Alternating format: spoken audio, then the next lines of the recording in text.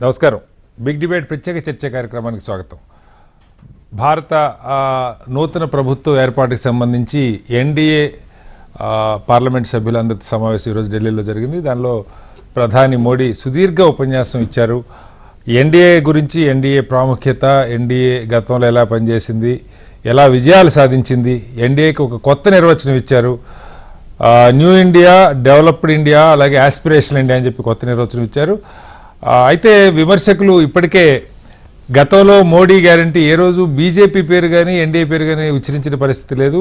కేవలం మోడీ చుట్టూ తిరిగిన రాజకీయానికి ప్రజలు ఇచ్చిన తీర్పుకి భిన్నంగా ఇవాళ ఎన్డీఏ పేరుతో ఒక ప్రయత్నం చేస్తున్నారంటున్నారు. అలాగే ఎన్డీఏలో ఉన్న భాగస్వామ్య పక్షాలు ఎలాంటి పాత్ర పోషించబోతా ఉన్నాయి, ఆయా రాష్ట్రాలకు సంబంధించిన డిమాండ్లు ఇప్పటికీ తెర మీదకి వస్తూ ఉన్నాయి. ఆయా రాష్ట్రాల్లో రాజకీయ ఒత్తిళ్లు కూడా ఎన్డీఏలు భాగస్వామ్య పక్షాలైనటువంటి పార్టీల మీద ఉన్నాయి. ఏం జరగబోతుంది దాని మీద ఇవాళ బిగ్ డిబేట్లో చర్చ చెప్పడం. చర్చలో మనతో పాటు రఫీ గారు, తెలుగుదేశం పార్టీ, సయ్యద్ రఫీ గారు, తెలుగుదేశం పార్టీ సీనియర్ నాయకులు మనతో లైవ్లో ఉన్నారు. అలాగే రామ్ కుమార్ గారు, భారతీయ జనతా పార్టీ సీనియర్ నాయకులు కూడా ఉన్నారు ఆంధ్రప్రదేశ్ నుంచి. మరి కాసేపట్లో ఇందిరా శోభన్ గారు, తెలంగాణ కాంగ్రెస్ పార్టీ సీనియర్ నాయకులు, అలాగే గఫూర్ గారు, సిపిఎం పార్టీ నాయకులు కూడా మనతో జాయిన్ అవుతారు. ముందుగా రామ్ కుమార్ గారు నమస్కారం. నమస్తే అండి రామ్ కుమార్ గారు, బాగుంది. అంటే మోడీ గారిలో ఇప్పుడు చంద్రబాబు గారు ఒక ప్రకటన చేశారు, మీరు చూసే ఉంటారు, ఇప్పుడు మారిన బాబుని చూస్తారు అని. అలాగే ఇప్పుడు మారిన మోడీ గారిని చూడబోతున్నాం ఆ దేశంలో. మొన్నటి దాకా అంటే విమర్శలని కాదు కానీ స్వయంగా ప్రధాని చెప్పినవే, డిమానిటైజేషన్ లాంటి నిర్ణయాలు నా కేబినెట్ సహచరులకు కూడా తెలియదు, ఆర్థిక మంత్రికి కూడా తెలియదు అని ఆయనే స్వయంగా మీడియా ముందు చెప్పినటువంటి పరిస్థితి. ఎక్కడ పోయినా ఏది చూసినా కూడా మీడియా అటెన్షన్ కానీ, లేకపోతే ఆయనకి ఇటొక 4 మీటర్లు ఇటొక 4 మీటర్ల దూరంలో ఉండాల్సింది తప్ప ఎవరైనా ఆయన దరిదాపుల్లో నిలబట్టడానికి కూడా అవకాశం లేని స్థాయిలో మోడీ గారి ఇమేజ్ని నిలబెట్టారు. ఇవాళ ఒకవైపు చంద్రబాబు గారు, మరోవైపు నితీష్ గారు కూర్చోవటం, ప్రభుత్వం ఏర్పాటు కాకముందు ఇప్పటికే వాళ్ళ రాష్ట్రాలకు సంబంధించిన డిమాండ్లు పెట్టడం, ఎన్డీఏ గురించి, ఎన్డీఏ గొప్పతనం గురించి ప్రధాని మాట్లాడటం విమర్శకులకైతే కొంత ఆశ్చర్యంగానే ఉంది. బట్ అది ఆ రకంగా వెళ్తారా? ఎందుకంటే ఎన్నికల్లో కూడా బీజేపీ గ్యారంటీ అలా ఎన్డీఏ పక్క పెట్టండి, కనీసం బీజేపీ గ్యారంటీ కూడా అలా మోడీకి గ్యారంటీ అని మాట్లాడారు. ఇవాళ అదే విమర్శకులు మోడీకి గ్యారంటీ ఫెయిల్ అయింది, ప్రజలు మోడీని, అమిత్ షాని విశ్వసించట్లేదు, కాబట్టి మీరు ఇది రైట్ రంగు. కాంగ్రెస్ అయితే ఒక అడుగు ముందుకేసి గతంలో రాజీవ్ గాంధీ గారు 190+ ఎంపీస్ వచ్చినా కూడా ప్రభుత్వాన్ని ఫామ్ చేయలేదు, ప్రజలు మ్యాండేట్ ఇవ్వలేదని ఈ మోడీ గారు కూడా అలా నిర్ణయం తీసుకోవటం సబబేమన్నా ఇది చేస్తూ ఉన్నారు. బట్ ఏదేమైనా ఇవాళ మోడీ గారి స్పీచ్ మీద మీ స్పందన ఏంటి? కటార్ గారు నమస్తే అండి. అలాగే రఫీ గారికి, గఫూర్ గారికి కూడా. ఇంకా ఎవరు వచ్చారో మీరు రఫీ గారు చెప్పండి. అంతే కాదండి, ఫస్ట్ కాంగ్రెస్ నుంచి మొదలు పెట్టాలండి. నెగిటివ్ టు పాజిటివ్ వెళ్తాం. Cricket team with extra players అన్నట్టు 14 మంది కలిస్తేనే కానీ డబుల్ సెంచరీకి దాటలేదు వాళ్ళు. 230. మేము ఇండివిజువల్ గా ఒక్కళ్ళమే 240. ఎక్కడైనా రాజ్యాంగంలో ఇండివిజువల్ గా హైయెస్ట్ నెంబర్ వచ్చిన వాళ్ళని పిలుస్తారండి, ఇంకెవరన్నా పిలుస్తారా?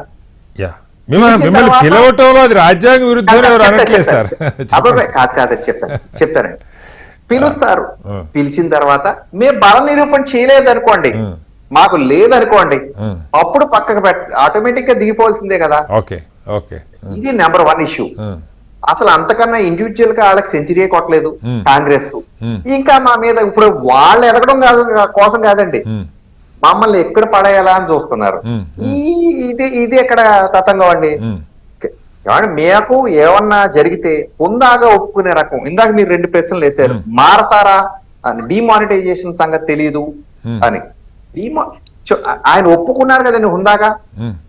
అందులో ఏమన్నా మిస్టేక్ రైతుల విషయంలో ఉంది విషయం, ఇది నేను వెనక్కి తీసుకుంటున్నాను, ఇందులో పొరపాటు జరిగితే అని అన్నారు. ఏమంటే ప్రధాని అనేది ఆయన సొంతం కోసం కాదు, ప్రజల కోసం అనేది ఆయన భావన.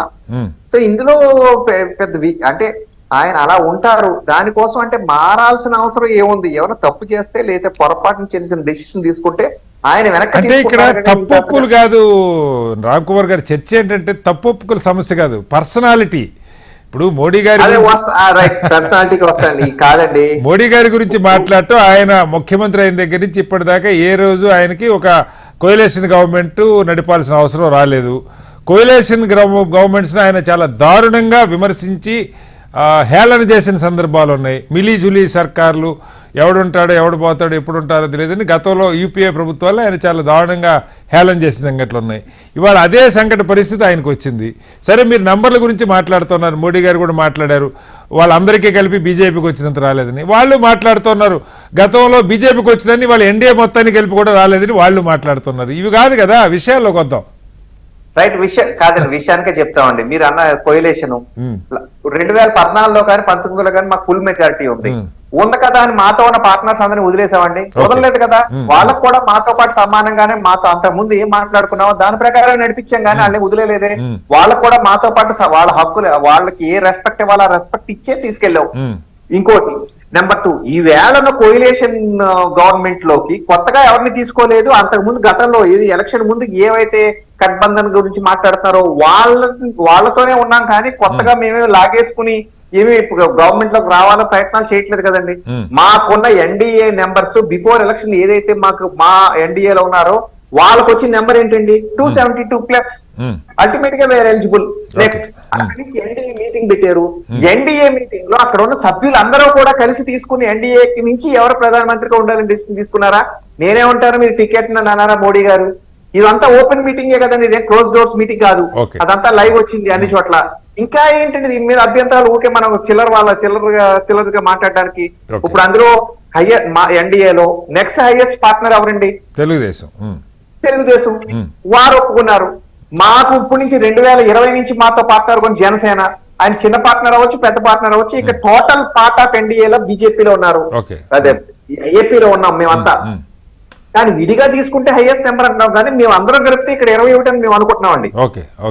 ఆ విధంగా మేము కలుపుకునేలా దేశ ప్రయోజనాల కోసం మనం ఒక స్టేబుల్ గవర్నమెంట్, ఏబుల్ లీడర్ ఉండాలి. కాబట్టి అక్కడ ఏబుల్ లీడర్ మోడీ గారు. ప్రపంచం ఏది మన వెనక చూస్తుందంటే ఈయన కొంత గ్రాఫ్ పెరిగింది ఈయన వల్ల.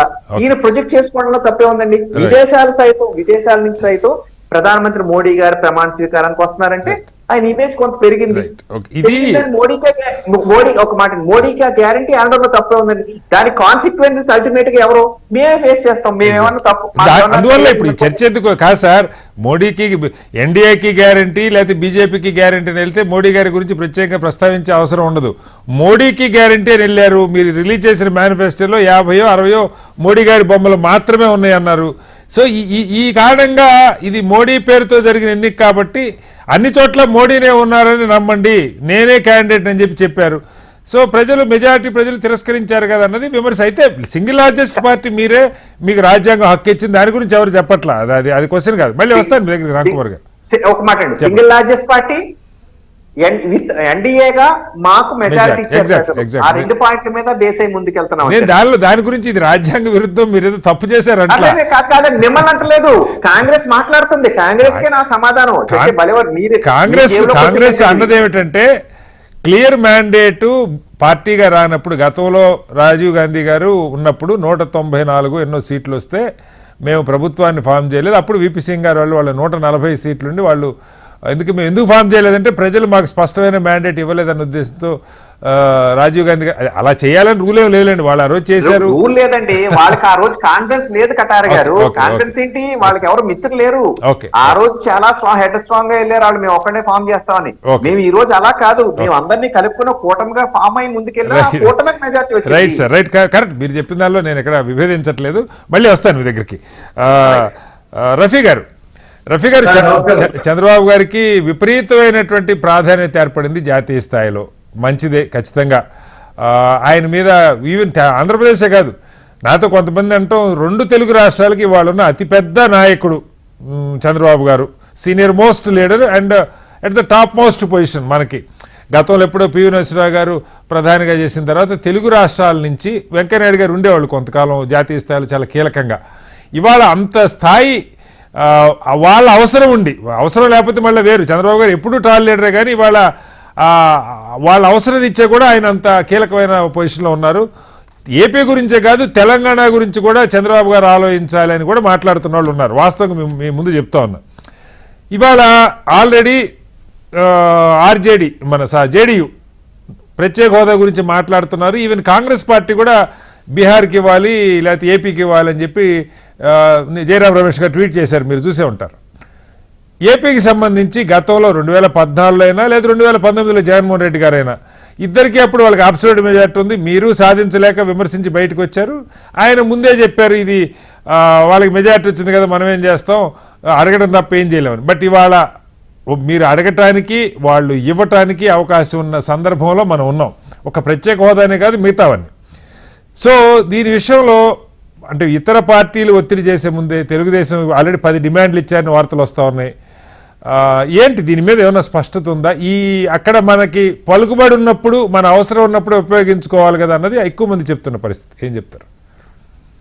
నమస్కారం సార్, మీకు అలాగే రామ్ కుమార్ గారికి, ప్యానెల్లో పాల్గొనే గఫూర్ గారికి, ఇతర నాయకులకి, అలాగే హెచ్ఎండి వీక్షకులందరికీ కూడా శుభసాయి. సార్, ఈ పరిణామాలు ఆంధ్రప్రదేశ్ ప్రజలకి ఎంతో ఉపయోగపడేటువంటి పరిణామం. ఓకే, అది దేవుడు స్క్రిప్ట్ అవనివ్వండి, లేకపోతే ప్రకృతి కరుణించింది అవనివ్వండి, మా తెలుగుదేశం పార్టీకి ఉన్నటువంటి 16 స్థానాలు కేంద్రంలో ఎన్డీఏకి చాలా కీలకమైనటువంటి స్థానాలుగా మారాయి. ఓకే, మేము కేంద్ర ప్రభుత్వంలో భాగస్వామ్యం అవుతా ఉన్నాం, మంత్రులు కూడా తీసుకుంటున్నాం.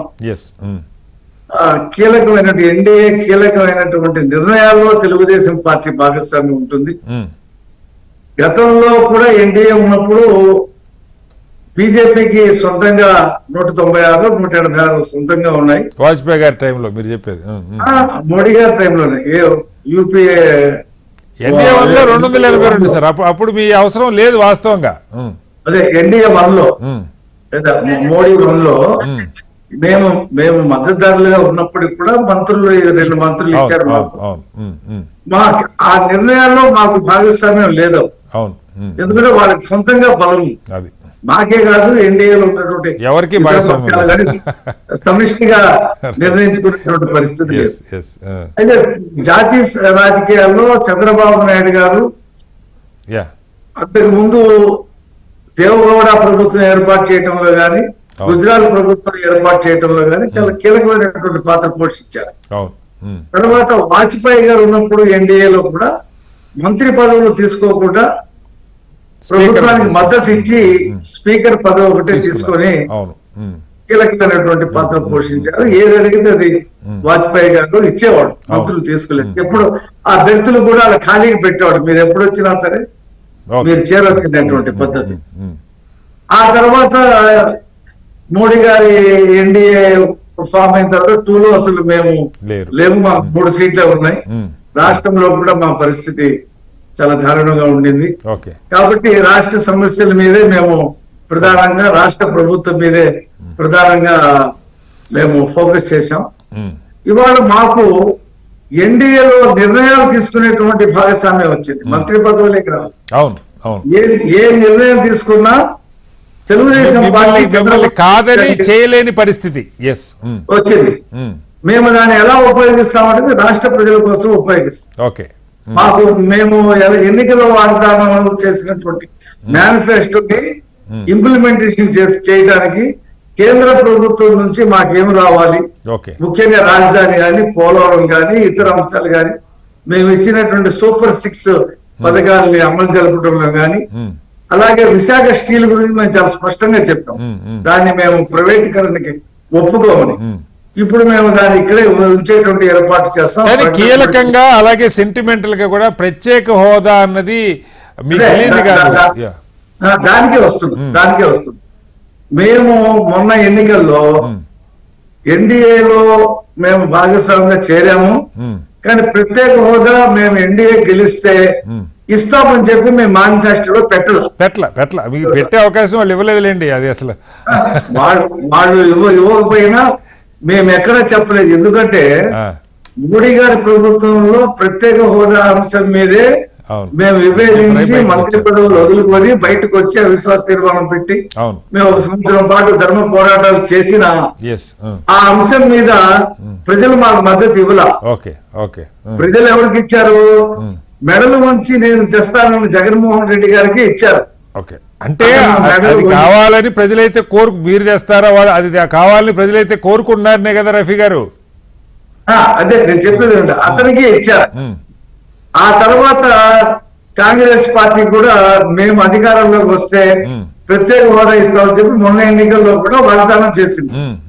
కానీ ప్రజలు కాంగ్రెస్ కమ్యూనిస్టు కూటమికి పెద్దగా ఏమీ సపోర్ట్ చేయాల.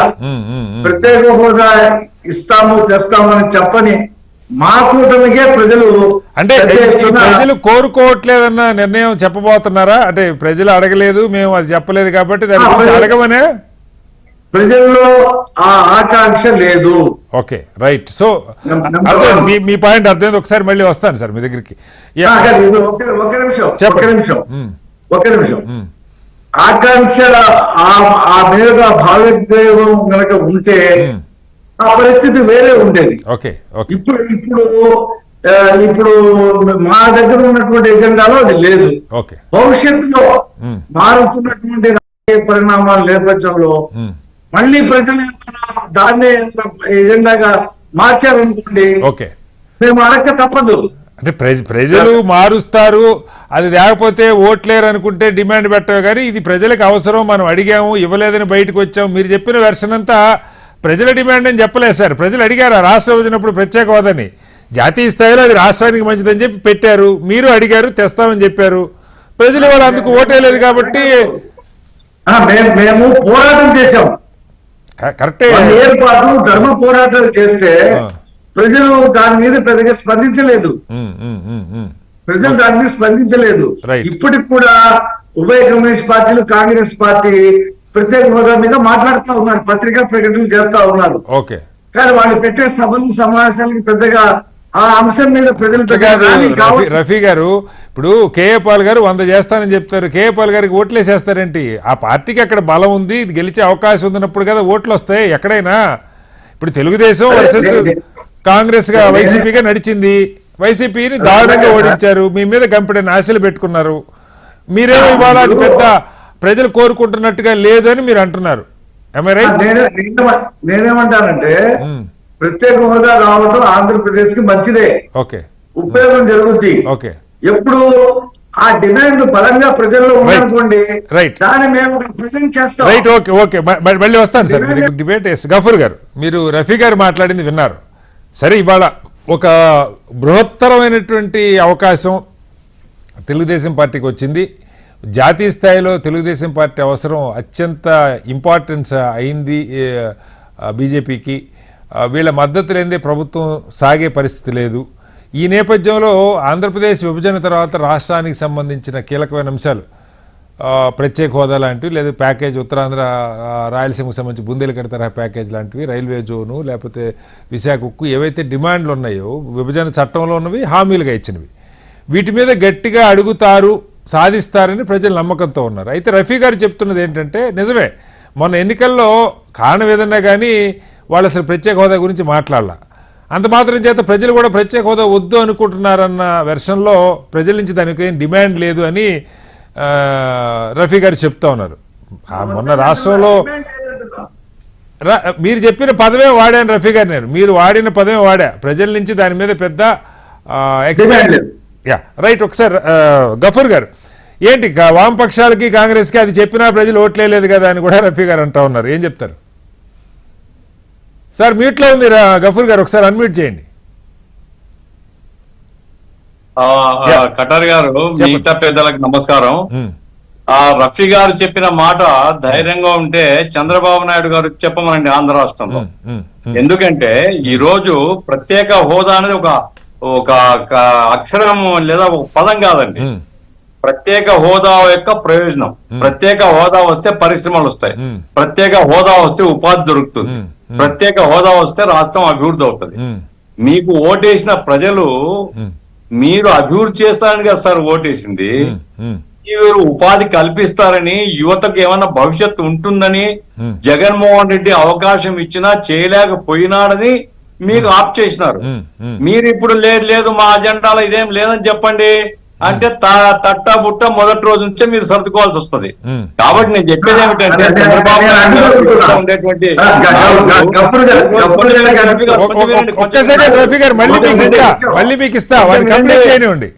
కొంచెం వినండి. ఇప్పుడు కేంద్రంలో ఏ కారణం వల్ల కావచ్చు బీజేపీ రామ్ కుమార్ గారు చెప్తున్నారు కింద పడినావు ఏమిటి అని ఏదో సర్కస్ లో అడిగితే ఇది ఒక లఘువులే అన్నారట. మోడీ గారు కింద పడినారండి, 400 పార్ అన్నారు. 400 పార్ ఎక్కడైంది? కాబట్టి మీకు సొంతంగా మెజార్టీ లేదు. అటువంటి ఒక పరిస్థితి ఆంధ్ర రాష్ట్ర ప్రయోజనానికి వినియోగించుకోవాలని జనం ఆశిస్తున్నారు.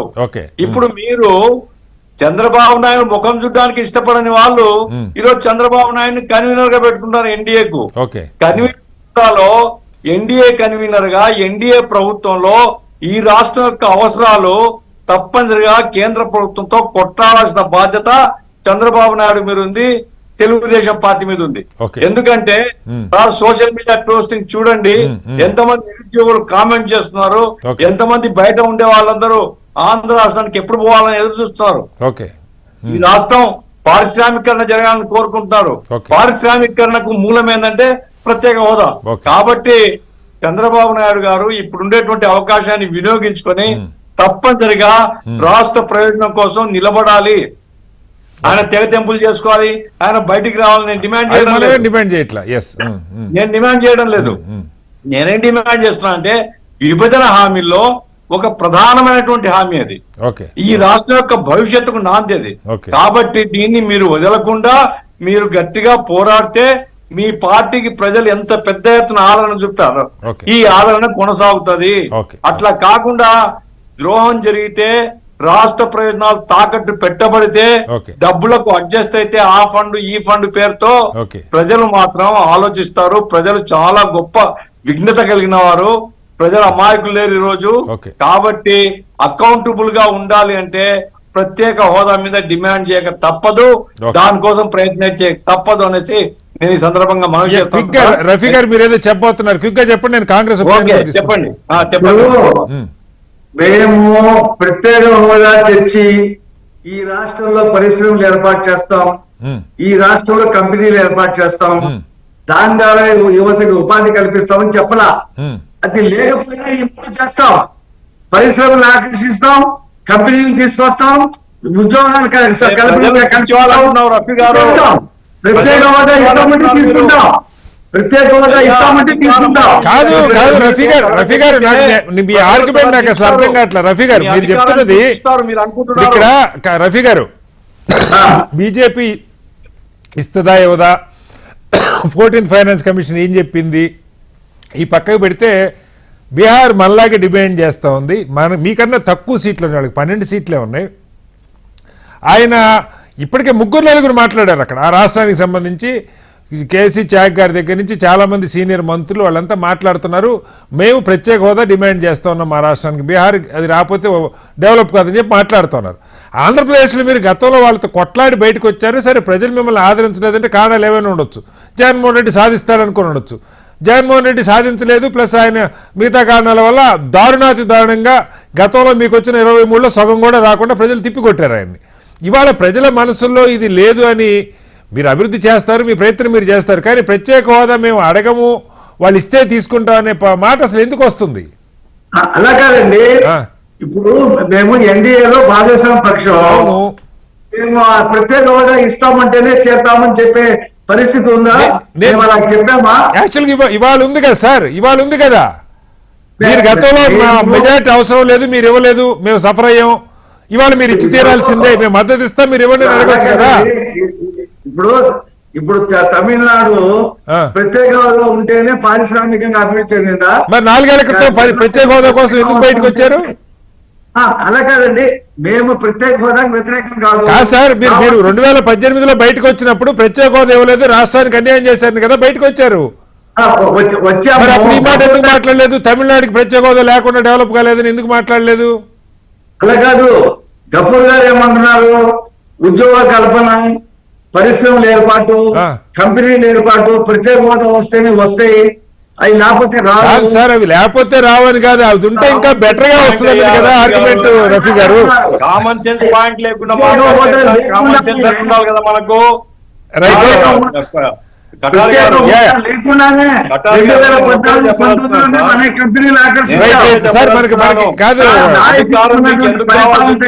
గఫూర్ గారు మీకు ఎందుకు కావాల్సి వచ్చింది? అధికారం ప్రజల కోసమా, అధికారం మీరు అనుభవించడం కోసమా? Okay.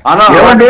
ప్రజల కోసం అయినప్పుడు ఈ రోజు ఒక అవకాశం వస్తే దాన్ని వినియోగించుకొని మేము ప్రయత్నం చేస్తామనే మాట కూడా మీకు రాకపోతే ప్రజలు పిచ్చోళ్ళండి. అనుకూలంగా మీకు స్పందించారో అదే ప్రజలు మీకు బుద్ధి చెప్తారు. గుర్తుపెట్టుకోండి. మీకు ఒక అవకాశం వచ్చింది, చరిత్ర మేము ప్రయత్నం చేస్తామని మాట కూడా రాకుండా అబ్బే మాకు అజెండా లేదు, మా అజెండా లేదు. ఆయన పోయినారు అదే చెప్పాడు, నవరత్నాలు నవరత్నాలు నవరత్నాలు నవరత్నాలు తప్ప ఏం లేదన్నాడు. జనం ఏం చేస్తారు? పొరకబెట్టి ఊట్ చేస్తారు. కాబట్టి ప్రత్యేక హోదా, విభజన హామీ, ప్రత్యేక హోదా మీరు అడగాల్సిన పని లేదు. విభజన హామీ ఈ రాష్ట్రం యొక్క హక్కు. విభజించినప్పుడు రెండు ప్రధాన పార్టీలు బీజేపీ రెండు అంగీకరించారు. అంగీకరించిన దాన్ని అడగడానికి ఏం మీకు ఇబ్బంది ఉంది? మధ్యలో ఇచ్చేస్తే ఇప్పుడు మేము సంవత్సరానికి 4 లక్షల ఉద్యోగాలు కల్పిస్తామని చెప్పి మా మేనిఫెస్టోలో పెట్టాము. 20 లక్షల ఉద్యోగాలు పెట్టిస్తామని చెప్పాము. పరిశ్రమను ఆకర్షిస్తామని చెప్పాము. ఇవన్నీ కూడా రఫీ గారు చాలా ఫండమెంటల్ గా రఫీ గారు మీరు ఖచ్చితంగా ప్రయత్నం చేస్తారు, చంద్రబాబు గారు అది చేస్తారని నమ్మే ప్రజలు మ్యాండేట్ ఇచ్చారు. ఉద్యోగాలు పరిశ్రమ వినండి పూర్తిగా, వినండి సార్, చేస్తారు. ప్రత్యేక హోదా ఉంటే ఇంకా బెటర్ గా సార్ మీరు చేసి రఫీ గారు మీరు ఎందుకు ఆర్గ్యూ చేస్తున్నారో నాకు అర్థం కావట్లా. ప్రత్యేక హోదా ఉంటే ఇంతకన్నా బెటర్ గా చంద్రబాబు గారు చేసేదానికి డబుల్ అవుతుంది కదా అన్నదే పాయింట్. అంతేగాని మీరు అడగరు. అది కాదండి, మేము ప్రమాణ స్వీకారం చేయలేము, అప్పుడే మమ్మల్ని ప్రజలు తిరస్కరిస్తారు. ఈ నేను శాపనార్థాల గురించి చెప్పట్లేదు సార్. మీరు ప్రమాణ స్వీకారం చేయండి, 5 ఏళ్ళు ఉండండి, అక్కడెక్కడ ఉండండి. రైట్, ఒకసారి మళ్ళీ వస్తాను. మీకు ఇచ్చినప్పుడు మీ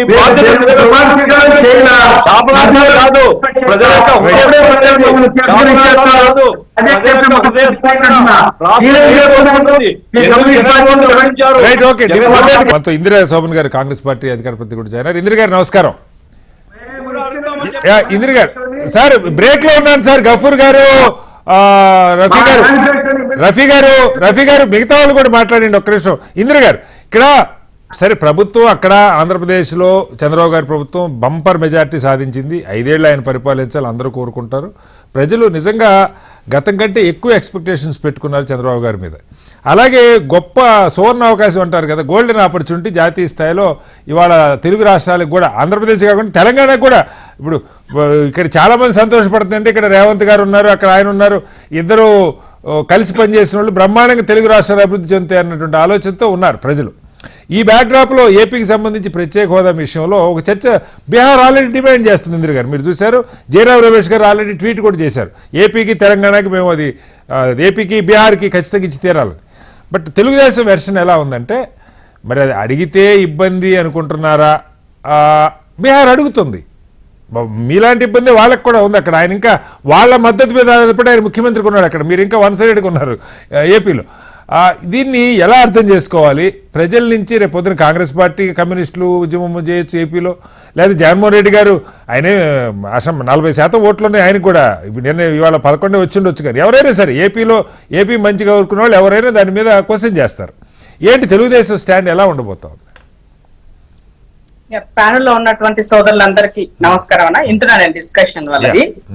ఒక మాట ఏంటి అని అంటే, ఇవాళ తెలుగు రాష్ట్రాలకు కాదు దక్షిణ భారతదేశానికి ఒక కీ రోల్ పొజిషన్. అంటే ఇంతసేపు నార్త్ గురించి, నార్త్ డెవలప్మెంట్ గురించి ఆలోచించే వాళ్ళకి ఇవాళ నార్త్ సౌత్ నుంచి ఉన్నటువంటి లీడర్షిప్ కూడా, నార్త్ నుంచి ఉన్నటువంటి ప్రధానమంత్రి ఎంత ప్రాముఖ్యమో చంద్రబాబు నాయుడు గారి యొక్క పొత్తు కూడా ఇవాళ అంతే ముఖ్యము అనేది, ఇవాళ ఆ అధికారం ఉండాలంటే దక్షిణ తెలంగాణ నుంచి ఉన్న పొత్తు చాలా ఇంపార్టెంట్ అన్నది ఉన్నది. సో గతంలో చంద్రబాబు నాయుడు గారు చక్రం తిప్పుతారు అని చాలా సార్లు మాట్లాడిన సందర్భంలో అప్పుడు చేయలేనటువంటి పని ఇప్పుడు చేయడానికి అవకాశం వచ్చింది. సో వెంకయ్య నాయుడు గారు ఉన్నప్పుడు కూడా చేయలేనటువంటి పని ఇవాళ చంద్రబాబు నాయుడు గారికి అవకాశం వచ్చింది. సో నిజంగానే ఎన్డీఏ కూటమితో ఉండి వాళ్ళు అభివృద్ధి చెందుతూ ఇవాళ దక్షిణ తెలంగాణలో ఉన్నటువంటి దక్షిణ భారతదేశంలో ఉన్నటువంటి 2 తెలుగు రాష్ట్రాలతో పాటు మిగతా రాష్ట్రాలకు కూడా కీ రోల్ పొజిషన్ తీసుకునేటువంటి బాధ్యతలో ఇవాళ చంద్రబాబు నాయుడు గారు ఉన్నందుకు మనం అందరం కూడా సంతోషపడాల్సినటువంటి విషయమే. అలాగూ అని ఇచ్చినటువంటి వాటిని తాకట్టు పెట్టేటువంటి పరిస్థితుల్లో ఉంటే గతంలో ఎన్డీఏని ఫస్ట్ టైం ఎన్డీఏ 1 లో ఉండి వాళ్ళతో నమ్మి నానబోస్తే పుచ్చి బుర్రలు అయినట్టుగా ఇవాళ మళ్ళీ మరి చంద్రబాబు నాయుడుకి ఆల్రెడీ అనుభవం ఉన్నది, అనుభవంతోనే బయటకు వచ్చి కాంగ్రెస్ తో వాళ్ళు ఉన్నారు. బట్ ఇవాళ కొన్ని అనివార్య పరిస్థితుల్లో వాళ్ళతో కలిసి ఉండాల్సి వచ్చింది. చంద్రబాబు నాయుడు గారు జైల్లో ఉంటే కనీసం బీజేపీ పట్టించుకోలే, మాట్లాడలే. అక్కడికి లోకేష్ గారు వెళ్తే కూడా ఆయనకు అపాయింట్మెంట్ కూడా దొరకలే. అయినా కూడా పవన్ కళ్యాణ్ గారి వల్ల వాళ్ళు పొత్తులో వెళ్లారు. అల్టిమేట్ గా ఆ ఒక కీ రోల్ పొజిషన్ కూడా తనకు వచ్చింది ఇప్పుడు. కాబట్టి బైఫర్గేషన్ యాక్ట్ లో పెట్టినటువంటి దాంట్లో 100% స్పెషల్ స్టేటస్ అన్నది ఇవ్వాల్సిందే, ఇచ్చే విధంగా ఒప్పించాల్సిందే. అది బాబు గారి పైన ఉన్నటువంటి అతి పెద్ద బాధ్యత అన్నది మేము గుర్తు చేయదలుచుకున్నాం. రెండోది, ఎందుకంటే వాళ్ళు పెడితే మేము సహకరించడానికి సిద్ధంగా ఉన్నాం. ఎందుకంటే ఆల్రెడీ మేము మేనిఫెస్టోలో హామీ ఇచ్చాము. రాహుల్ గాంధీ గారు ఒకవేళ మేము కనుక గవర్నమెంట్ ఫామ్ చేస్తే ఫస్ట్ సంతకం దానిపైన పెడతామని కూడా చెప్పారు, జాతీయ హోదా. మూడవది ఏంటి అని అంటే ఇవాళ తెలుగు రాష్ట్రాలు చాలా పెద్ద ఎత్తున అప్పుల్లో కూరుకుపోయినాయి. అది తెలంగాణ అయిండొచ్చు, ఆంధ్ర అయిండొచ్చు. ఇవాళ ఆంధ్ర తెలంగాణ కన్నా ఎక్కువగా ఉంది, 10 లక్షల కోట్ల అప్పుల్లో ఉంది. మరి అలాంటప్పుడు ఆ రాష్ట్రంలో ఉన్నటువంటి అన్ని తీరాలి అంటే ఇప్పుడు రాజధాని ఏర్పాటు లేదు. అక్కడ రాజధాని కావాలన్నా, ఇవాళ అక్కడ ఉన్నటువంటి యువతకు ఉద్యోగాలు కావాలన్నా, ఇండస్ట్రీస్ రావాలన్నా ఇవాళ పెద్ద ఎత్తున ఆర్థిక వెసులుబాటు కావాలి. దానితో పాటు ఏంటంటే మనం బిచ్చం అడుక్కోవట్లే. ఎందుకు? యాక్ట్ లో ఉంది, యాక్ట్ లోనే ఉంది కాబట్టి దాన్ని అమలు చేయాల్సిన బాధ్యత నరేంద్ర మోదీ గారిది. దానిని ఇవాళ మీరు దాన్ని అంతకు ముందు మీరు కీరోలో లేరు కాబట్టి మీరు ఎన్నిసార్లు సాగిల్లబడ్డా లైట్ తీసుకున్నారు. కానీ ఇప్పుడు మీరు కీరోలో ఉన్నారు, దాన్ని సాధించుకునే పొజిషన్ లో ఉన్నారు. కాబట్టి వాళ్ళు మీరు చేసుకోవచ్చు. ఇప్పుడు అందుకనే బీహార్ వాళ్ళు ఇప్పుడు నితీష్ కుమార్ ఎంతనో మీరు కూడా అంతాగే ఉన్నారు. మరి నితీష్ కుమార్ ఆయన 12 స్థానాలు, వాళ్ళు 12 స్థానాలు, మనం వాళ్ళకన్నా ఇంకా ఎక్కువ స్థానాల్లో ఉన్నాం. కాబట్టి దీనిని మీరు 100% సాధించుకునేట్లు. మీరు సాధించలేననుకోండి, మీరు బయటకు రండి, మీరు స్వాగతం పలుకుతాం 100%. దానికి కావాల్సిన యంత్రాంగాన్ని మళ్ళీ మనం తయారు చేసుకుందాం. దాంట్లో ఎలాంటి కాంప్రమైజ్ అవ్వాల్సిన పరిస్థితి లేదు. అంటే బాబు గారు అనుభవజ్ఞులు, రాజకీయంగా అయినా గానీ ఆయన గతంలో అనుభవించినటువంటి విషయాల పట్ల అయిండొచ్చు, తెలుగు రాష్ట్రాల పట్ల అవగాహన ఉన్నటువంటి విషయం పట్ల అయిండొచ్చు. కాబట్టి అందుకనే మేము పదే ఇదే మాట తెలియజేస్తున్నాం. మేము ఎప్పుడు కూడా మా దర్వాజాలు తెరిచే ఉంటాయి. అక్కడ జరగని పక్షంలో ఆటోమేటిక్ గా మీరు మాతో రావడానికి మీరు సిద్ధమైతే మేము సిద్ధమని తెలియజేస్తున్నాం. కానీ మేము ఇప్పుడే దానిని చేయాలన్నటువంటి అవసరము మాకు లేదు. నిన్న కూటమి మీటింగ్ పెట్టుకొని కూడా చాలా క్లియర్ గా చెప్పారు. వేచి చూద్దాం. వాళ్ళకి మా ప్రజలు మ్యాండేట్ ఇచ్చారు, గవర్నమెంట్ నడవని ఎంతవరకు అయితే అంతవరకు అవుతుంది. ఆ తరువాత వాళ్ళు చేయలేని సందర్భం వచ్చినప్పుడు ఆటోమేటిక్ గా. అందుకనే గతంలో ప్రతిసారి కూటమి అనగానే, ఇండియా కూటమి అనగానే, యూపీఏ కూటమి అనగానే ఎన్డీఏ వాళ్ళు నరేంద్ర మోదీ గారు అది ఎప్పుడు కూలిపోతుందో తెలియదు, ఎప్పుడు ఉంటుందో తెలియదు అని ఏదనగా ప్రత్యేకంగా ఎగతాళి చేసేవాళ్ళు కూటమి ప్రభుత్వాలని. ఎగ్జాక్ట్ ఇవాళ ఆ రోజు వచ్చింది వాళ్ళకి. ఇప్పుడు మ్యాజిక్ ఫిగర్ లేదు వాళ్ళకి. ఎవరైనా మేము కొద్దు అని అనుకుంటే ఆటోమేటిక్ గా వాళ్ళు కూడా పోవాల్సిందే కదా. కాబట్టి రాజకీయాల్లో ఏది శాశ్వతం కాదు. నేను ఫైనల్ గా ఒకటి చెప్పదలుచుకుంది ఏంటంటే ఈ రిజల్ట్స్ కేసీఆర్ పట్ల ఇచ్చిన తీర్పు గాని, జగన్ గారి పట్ల ఇచ్చిన తీర్పు గాని, నరేంద్ర మోదీ గారి నుంచి వచ్చిన తీర్పు గాని, ఇవన్నిటినీ కూడా ప్రస్తుతం నడుపుతున్న పొలిటికల్ పార్టీలన్నీ కూడా కేస్ స్టడీగా తీసుకోవాల్సినటువంటి అవసరం ఉన్నది. అంటే మీ ఇష్టారాజ్యంగా నిర్ణయాలు తీసుకొని ప్రజలపైన రుద్దుతే, మీ యొక్క ఏమంటారు నియంత్రిత ధోరణి కనుక ప్రజలపైన రుద్దుతే, ప్రజలు మీరు ఎంత పెట్టినా, మీరు ఏం చేసినా, ఏం చెయ్యాలో, ఎక్కడ పెట్టాలో అక్కడ పెడతారు. సింబాలిక్ గా చాలా జాగ్రత్తగా నడుచుకోవాల్సిన అవసరం, బాధ్యత వాళ్ళ పైన ఉందని చేయడానికి ఈ రిజల్ట్స్ కేస్ స్టడీగా అయితే ఒక్క మాట చెప్తాను, ఒకటే మాట. ఇందాక టీడీపీ వాళ్ళు మాట్లాడుతూ ముందుగానే చేతులు ఎత్తేసినట్టుగా కనబడుతున్నది. ప్రజల నుంచి వచ్చిన అది కాదు కదా, అడగాల్సిన అవసరం లేదు కదా అన్నట్టుగా తప్పించుకున్న ధోరణిలో ఉన్నట్టు కనబడుతున్నారు. మీరు తప్పించుకున్నా కూడా ఆట ఉన్న కాంగ్రెస్ పార్టీ ఎట్టి పరిస్థితుల్లో వదిలే ప్రసక్తి లేదు. తప్పకుండా నిత్య పోరాటాలు ఉంటాయి. మీరు సాధించే వరకు మీ వెంటబడతారు. మీరు లేదనుకుంటే వాళ్ళతో ఉండి సాధిస్తారా లేదా బయటకు వచ్చి సాధిస్తారా అనేది వాళ్ళు ఆలోచించుకోవాల్సిన అవసరం అయితే ఉంటుంది. ఎందుకంటే ఇది ప్రజల నుంచి వచ్చినటువంటి డిమాండ్ కాబట్టి ఆ రోజు యాక్ట్ లో పెట్టాము. ప్రజల నుంచి వచ్చిన డిమాండ్ కాబట్టి ప్రజల నుంచి రాలేదండి డిమాండ్ ఏమి. ఆంధ్ర ప్రజలు ప్రత్యేక హోదా ఇవ్వమని చెప్పలా. అక్కడ ఎంకైనా మన్మోహన్ సింగ్ గారు పెట్టాడు, ప్రజలు ప్రత్యేక హోదా ఇచ్చి రాష్ట్రాన్ని విడగొట్టండి చెప్పేసి రఫీ గారు ఒక్క నిమిషం, మీరు మరీ ప్రత్యేక హోదాని ఇంత పలచన చేసి మాట్లాడటం అయితే నిజంగా కొంచెం ఆశ్చర్యం ఉంది రఫీ గారు. కాదు సార్, మీరు ప్రభుత్వంలోంచి బయటకు వచ్చిందే అందుకు రఫీ గారు, మీరు చేసిన పని మీరు ఖండిస్తున్నారు. మీరు మాట్లాడడం మీ పార్టీకి డ్యామేజ్. రఫీ గారు మీరు మాట్లాడుతున్నది, మీరు బయటకు వచ్చిందే మాకు ఇది రాష్ట్ర సెంటిమెంట్, ప్రజలు దాన్ని డిమాండ్ చేసి ఇవాళ జగన్మోహన్ రెడ్డి గారి నచ్చుండకపోవచ్చు, ఆయన అరాచకాలు అనుకోండి ఇంకోటి అనుకోండి, మీరైతే సాధిస్తారనుకోని ఉండొచ్చు, మీకు అప్పగిచ్చారు. అంత మాత్రం చేత ప్రత్యేక హోదా జనంలో లేదంటే ఇక అది మీ ఇష్టం. ఏమంటే రాష్ట్రం విడిపోయేటప్పుడు ఆంధ్రప్రదేశ్ ప్రజలు ఏ డిమాండ్ పెట్టినా ఆమెకు తెలుసుకోమని చెప్పండి.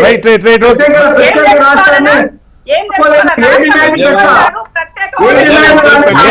రాష్ట్ర విభజనే వస్తున్నారు, బట్ ఆ రోజు చేశారు, దాని గురించి చర్చ కాదు కదా సార్. రాష్ట్రానికి న్యాయం జరుగుతూనే కదా పెట్టారు. ఇంద్ర గారు మళ్ళీ వస్తాను ఒకసారి. కాదు, ప్రజాప్రతినిధులు పార్లమెంట్ లో చర్చకు వచ్చింది, పార్లమెంటు ఉభయ సభల్లో చర్చ జరిగింది. ఎగ్జాక్ట్లీ ఏ రకంగా న్యాయం చేయాలన్న చర్చ జరిగింది. చర్చ జరిగింది, ఏమైనా యాక్ట్ చేశారా?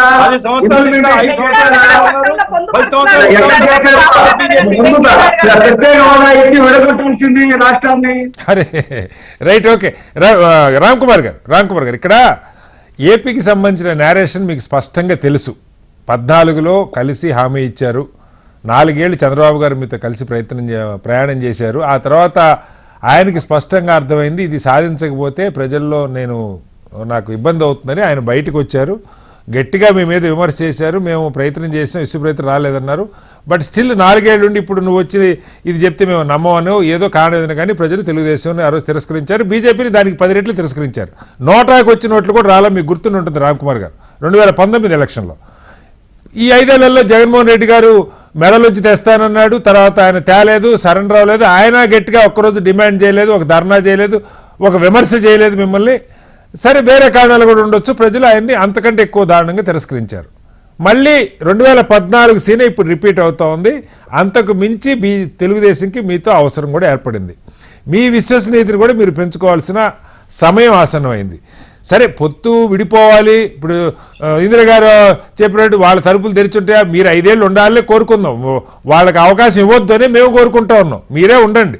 కానీ రాష్ట్రానికి సంబంధించి న్యాయం చేయకపోతే అక్కడ ఉన్న ప్రజలు కానీ ప్రతిపక్షాలు కానీ చలసాని లాంటి వాళ్ళు అయితే ఆయన రోజు అదే మాట్లాడుతూ ఉన్నారు. ప్రజల్లో సెంటిమెంట్ లేదనుకుంటే కదా మీ ఇష్టం, ఏం చేస్తారు? రామ్ కుమార్ గారు కాదండి, మీరు లాస్ట్ సరే వరుస చెప్పాలండి.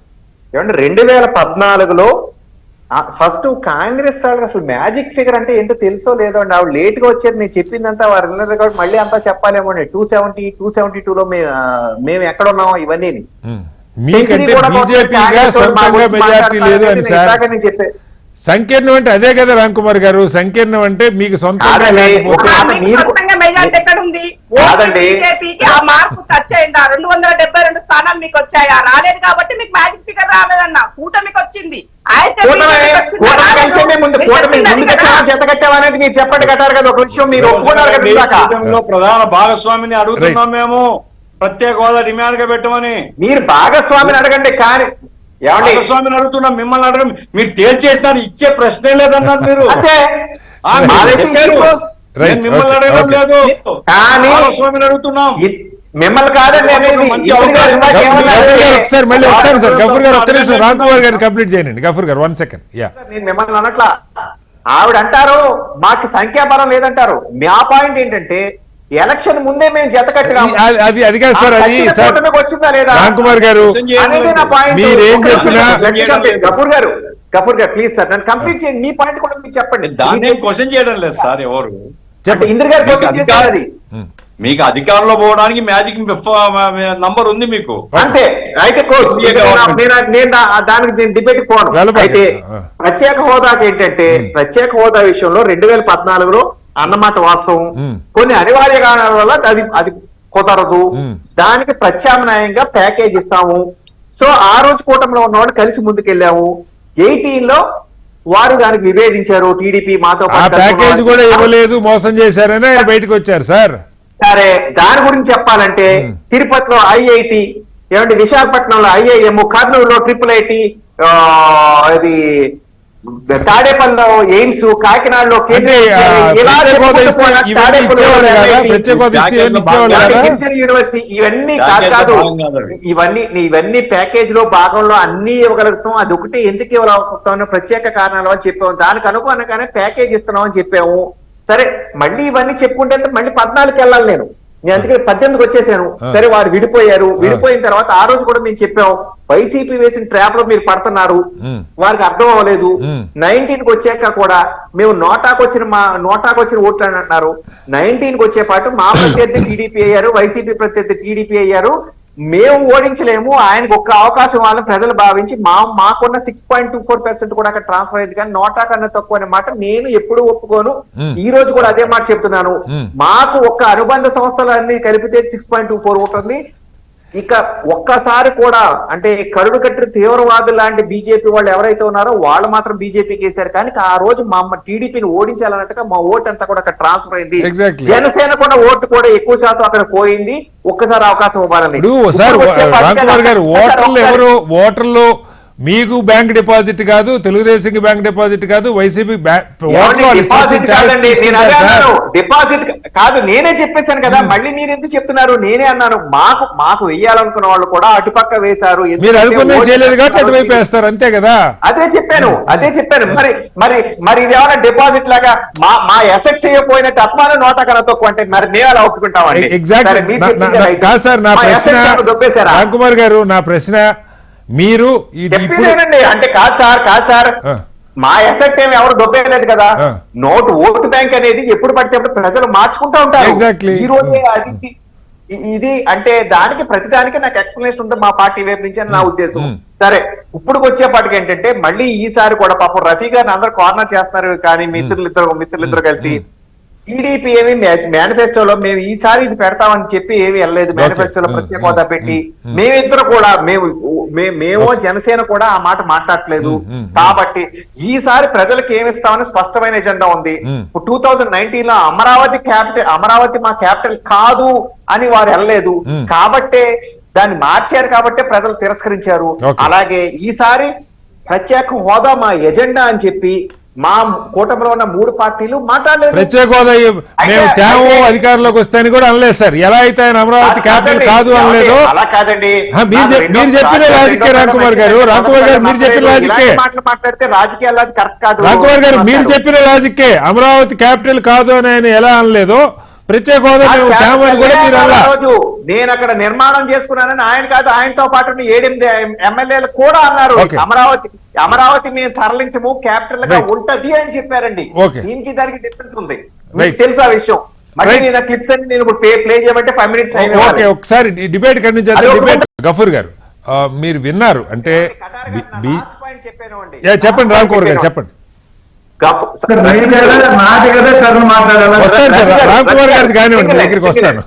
కాదు, కాంగ్రెస్ వాళ్ళు ట్రాప్ చూసారా, ముందు చేయిస్తానన్నారు టీడీపీని. ఈ లోపుగానే మళ్ళీ 2 నిమిషాల్లో మీరు పోరాడకపోతే మేము పోరాడతామని చెప్పి మళ్ళీ లటక్కని పక్క పడేసారు, హ్యాండ్ ఇచ్చేసి.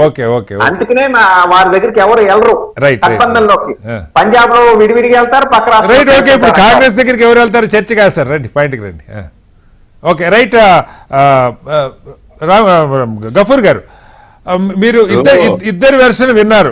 వాళ్ళు మేము ఇవ్వము అని చెప్తున్నారు, వీళ్ళు అడిగే ఉద్దేశంలో లేనట్టుగానే మనకు కనపడుతుంది. చెప్పండి. ఇప్పుడు ఒకటి కటారి గారు, ఏ రాజకీయాల్లో ఏ రాజకీయ పార్టీ అయినా తన సొంత అభిప్రాయాలు, సొంత నిర్ణయాలు ఉంటాయి. నేనేమి బలవంతం పెట్టి మీరు ఇది ఒప్పుకోవాలని నేను చెప్పలేదు. అంతే. ఇప్పుడు రామ్ కుమార్ గారు ఏమన్నారంటే, ఆ రోజుల్లో మేము చెప్పాము టీడీపీ జగన్ ట్రాప్ లో పడుతుంది అనేసి మోడీ గారు చెప్పారు అనేసి. సరే, ఆ ట్రాప్ లో పడినారా లేదా ఏమైనప్పటికీ వాళ్ళు బయటకు వచ్చేసినారు, ఇప్పుడు మళ్ళా కలుస్తున్నారు. నేనేమంటానంటే ఇప్పుడు మీ ట్రాప్ లో పడుతున్నారేమో అని నా ఆందోళన. ఇప్పుడు టీడీపీ మరలా పోయి బీజేపీ ట్రాప్ లో పడుతుంది. ఎందుకంటే సార్, ఇప్పుడు ఆ రోజుల్లో సార్ మన పవన్ కళ్యాణ్ గారు ఏమన్నారు, ప్యాకేజ్ అంటే పాచిపోయిన లడ్డు అన్నాడు. అవును. పవన్ కళ్యాణ్ గారు ఈ రోజు మోడీకి అత్యంత సన్నిహితుడు కదా, సన్నిహితుడో లేదా భక్తి విశ్వాసాలు కలిగిన మోడీ గారు కూడా ఆయన తుఫాన్ తో పోల్చారు. పవన్ కళ్యాణ్ అది అంటే కదా. పవన్ కాదు తుఫాన్ అన్నాడు ఆయన. ఆ రోజుల్లో ఏమన్నాడు ఆయన, పాచిపోయిన లడ్డు, ఈ పాచిపోయిన లడ్లు రాష్ట్రానికి అవసరం లేదు అన్నాడు. అట్లాగే చంద్రబాబు నాయుడు గారు దాని మీద తగాద పడినారు, బయటకు వచ్చేస్తారు. ఓకే, ఆ రోజుల్లో ఉండే పరిస్థితుల్లో మీరు సాధించలేకపోయింది వచ్చింది, నేనేం కాదన్ను. ఎగ్జాక్ట్లీ. అట్లాగే ప్రజలు ఆ రోజు ఉండేటువంటి పరిస్థితుల్లో మీకు ఓట్లు వేయకపోయిండొచ్చు, జగన్ గారికి ఓట్లు వేసిండొచ్చు. ఎందుకంటే మీరు 4 సంవత్సరాలు కలిసి వాళ్ళతో కాపురం చేసినారు, అయినా సాధించలేదు. జగన్మోహన్ రెడ్డి వీరుడు శూరుడు అనుకుని ఉండొచ్చు. ఎగ్జాక్ట్లీ. కానీ జగన్మోహన్ రెడ్డి ఏం చేయాలనేది స్పష్టమైన తర్వాత ఇప్పుడు జగన్మోహన్ రెడ్డిని ఆయన అంచనాలు కాదు, ఆయన పార్టీలో ఏ ఒక్కరు అంచనా వేసుకున్నట్లుగా జనం తోసేసినారు. కాబట్టి జనం యొక్క చైతన్యం ఏమిటంటే ఆంధ్ర రాష్ట్రం అభివృద్ధి కావాలని. ఓకే. ప్రధానమైనటువంటి అర్జయం ఉందండి సార్ ఆంధ్ర రాష్ట్రంలో. ఈ రాష్ట్రం వెనుకబడిపోయింది, తెలంగాణతో పోల్చినా వెనుకబడుతున్నాము. మోడీ గారు కూడా అన్యాయం చేసినారు. చాలా మందికి ఇష్టం లేదండి తెలుగుదేశం బీజేపీ పొత్తు, చాలా మందికి ఇష్టం లేదు. సరే, అనివార్యం పోయినారు, నేనేం కాదన్ను. ఈ రోజు నేనేమడుగుతున్నా అంటే, మీకు ఒక చరిత్ర ఒక గొప్ప అవకాశాన్ని ఇచ్చినప్పుడు మీరు తగాదపడి బయటికి రావాలని కూడా నేనేం చెప్పడంలే. నేను చెప్పేది ఏమిటంటే, ఆంధ్ర రాష్ట్రం యొక్క అభివృద్ధి అజెండా అయినప్పుడు, ప్రత్యేక హోదా దానికి ప్రాణమైనప్పుడు, బీహార్ నితీష్ కుమార్ ఓపెన్ గా అడుగుతున్నప్పుడు మీరు కూడా మరి ఏదో రూపంలో ప్రత్యేక హోదా డిమాండ్ చేసి ఆంధ్ర రాష్ట్రం యొక్క అభివృద్ధి, యువతకు పారిశ్రామికరణ, ఉపాధి కల్పన అనేటువంటిది చేస్తే మీ మీద పెట్టినటువంటి గౌరవానికి అది ఉపయుక్తంగా ఉంటుంది. ఆ రకంగా మీరు చేయకపోతే మాత్రం కేవలం చంద్రబాబు నాయుడు గారికి ఒక పెద్ద సీట్ ఇవ్వాలా అని జనం ఓట్లేయలేదండి, లేదా జగన్మోహన్ రెడ్డి గారిని దించేయాలనే కక్షతో కాదండి. ఈరోజు జగన్మోహన్ రెడ్డి రాష్ట్రానికి ఏం చేయలేదు, తగాదాలు పెట్టినాడు. కాబట్టి బటన్ నొక్కుడు పేరుతో రాష్ట్రాన్ని ముంచేసినాడు. ఈయన అయితే కొంచెం అనుభవజ్ఞుడు అనేటువంటిది ఉంది. ఆ అనుభవాన్ని జోడించి మీరు ఇప్పుడు ఉండేటువంటి ఎన్డీఏ కన్వీనర్ పొజిషన్ లో మీరు తప్పనిసరిగా దీనికోసం ఫైట్ చేయాలా. ఇది బాధ్యత చరిత్ర మీకు అప్పచెప్పింది. ఈ రాష్ట్ర ప్రజల యొక్క కాంక్ష ఆ దృష్టిలో పెట్టుకోమంటున్నా నేను. కనీసం నేను రఫీ గారికి ఏం చెప్తున్నా అంటే, లేదు మా అజెండా లేదు అని చెబితే ప్రజలు హర్ట్ అవుతారు. కనీసం మీ పార్టీలో చర్చించండి, చర్చిస్తామన్నా చెప్పండి, మీ అధినాయకుని దృష్టికి తీసుకొని పోతామన్నా చెప్పండి. అట్లా కాకుండా మీకు అధికారం వచ్చింది కదా అని నిరాకరిస్తూ పోతే ప్రజల్లో మీ మీద కూడా గౌరవం తగ్గిపోతుంది. మంచిది. రఫీ గారు, మీరు ఇప్పుడు ఎవరు కూడా మీకు శాపనార్థాలు పెట్టట్లా. ఇందాక సరే గఫూర్ గారు ఆవేశంగా మాట్లాడారు. ఎవరైనా ఈ ఇష్యూ ఒక సెంటిమెంటల్ ఇష్యూ కాబట్టి ఆవేశం రావటం తప్పు కాదు. ఇక్కడ చర్చ ఏంటంటే, మీకు అవకాశం వచ్చింది, ఆంధ్రప్రదేశ్కి న్యాయం జరిగేలా చూడండి. మీరు చేయరని కాదు, మీరు పరిశ్రమలు దారని కాదు, ప్రత్యేక హోదా ఉంటే దానికి 10 రెట్లు వేగంగా పని జరుగుద్దనే మీరు కూడా అడిగింది ఆ రోజు. వాళ్ళు ఇవ్వనివ్వండి, ఆ రోజు అక్కడ పెట్టినా ఇది కాంగ్రెస్ను ఇంకొకళ్ళు బ్లేమ్ చేయటం కాదు సార్. మన రాష్ట్రానికి సంబంధించి మనం న్యాయంగా, మీరు ఇందాక అన్నారు అదే పెట్టేసి ఇచ్చేసి ఉండొచ్చు కదా అంటే, మరి బీజేపీ ఆ రోజు పెట్టకుండానే బీజేపీ కూడా సంతకం పెట్టింది దానికి. అది హామీగా కనీసం చట్టంలో కూడా లేదు ప్రత్యేక హోదా, హామీనే.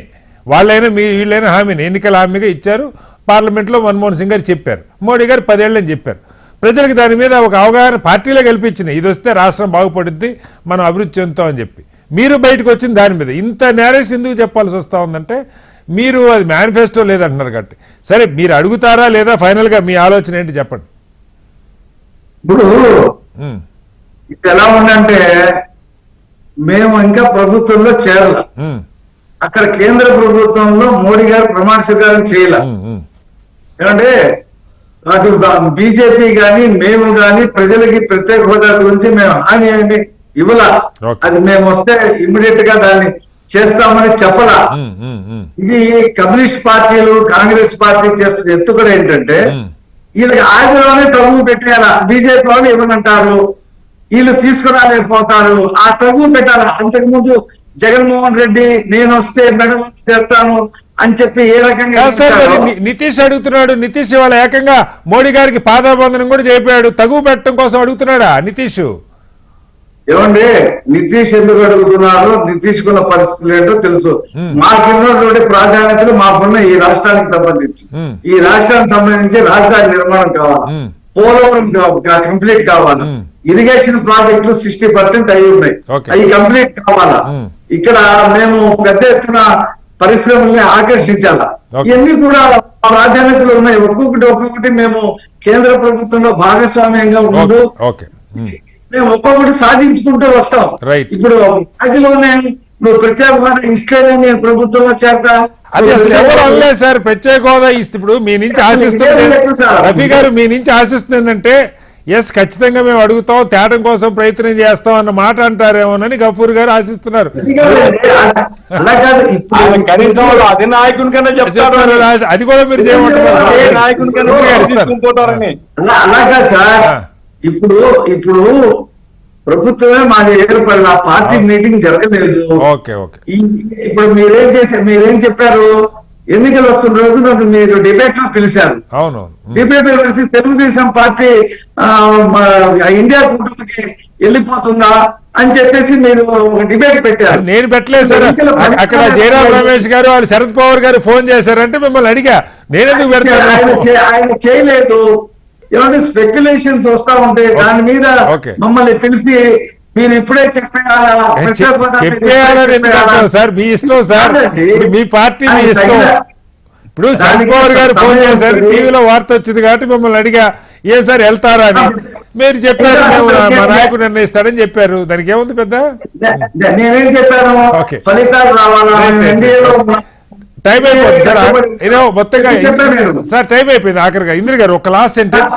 ఇవాళ ఏపీలో ఇప్పుడు ఒకటి తెలుగుదేశం స్టాండ్ అయితే ఒకటి క్లియర్ కనపడుతుంది. అంటే ఇదేదో మళ్ళీ తెస్తా, ఎలాగూ బీజేపీ వాళ్ళు ఇచ్చే పరిస్థితుల్లో లేరు, వాళ్ళు ఇవ్వరు కాబట్టి మనం తెస్తామని ఆశ పెట్టకుండా అది జరగదు, మేము మిగతాయి చేస్తామని ముందు నుంచే చెప్పాలని ఒక నిర్ణయానికి వచ్చినట్టు కనపడుతోంది. Congress party AP action plan ఎలా ఉండబోతోంది క్విక్గా? ఇప్పుడు ఆంధ్రప్రదేశ్ కోసము చట్టంలో పెట్టినటువంటి దానికి ముమ్మాటికి కట్టుబడి ఉన్నాము. షర్మిల గారు కూడా ఎలక్షన్ లో మొత్తం అదే మాట్లాడినారు. మాకెందుకు మీరు ఓటు వేయండి, కాంగ్రెస్ దీనికి ఓటు వేయండి అని చెప్పినారు. కాబట్టి వాళ్ళు వదులుకున్నా కూడా మేము వదిలే ప్రసక్తి లేదు. తప్పకుండా దాని మీద మా పోరాటాలు కొనసాగుతాయి. రెండో విషయం ఏంటంటే చంద్రబాబు నాయుడు గారు ఒక డెమోక్రటిక్ గా ఉండేటువంటి వ్యక్తి కాబట్టి, ఉన్నటువంటి అవసరాలను తాకట్టు పెట్టేటువంటి వ్యక్తి కాదు కాబట్టి గతంలో యూటర్న్ తీసుకొని బయటకు వచ్చినారు. ఇప్పుడు కూడా అంటే వదులుకున్న ప్రసక్తి ఉండదని కొద్ది మంది వ్యక్తులు ఏదో అంటే ఇప్పుడు ఉమ్మడి మేనిఫెస్టో పెట్టినప్పుడు ఒక పార్టీ ముగ్గురు కలిసి కానీ ఇది పాతది, కొత్తది కాదు. ప్రత్యేక హోదా అన్నది పాతది, కొత్తగా జోడించాల్సిన అవసరం లేదు. తప్పకుండా దానికి సంబంధించి ప్రతి ఒక్కరి బాధ్యత ఉన్నది. ఆంధ్రప్రదేశ్ ప్రజలకు ప్రతి ఒక్కరికి బాధ్యత ఉన్నది.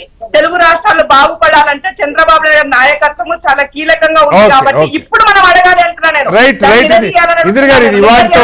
ఇవాళతో ముగిసేది కాదు. వారు అన్నట్టుగా ఇంకా ప్రమాణ స్వీకారాలు కూడా పూర్తి కాలేదు. అయితే బీహార్ నుంచి అడుగుతున్నారు కాబట్టి మనం ఎందుకు అడగకూడదన్న ఇదే అంశం మీద బీహార్ ఒత్తిడి చేస్తున్నట్టు కనపడుతుంది. వాళ్ళు డిమాండ్ చేస్తూ ఉన్నారు, అడుగుతున్నారు, కనీసం అంశాలు లేవనెత్తున్నారు. ఏపీ కూడా ఏపీకి సంబంధించినటువంటి హామీలు కావచ్చు, చట్టంలో ఉన్న వాటి గురించి అడగాలని కోరుకుంటూ ఉన్నారు.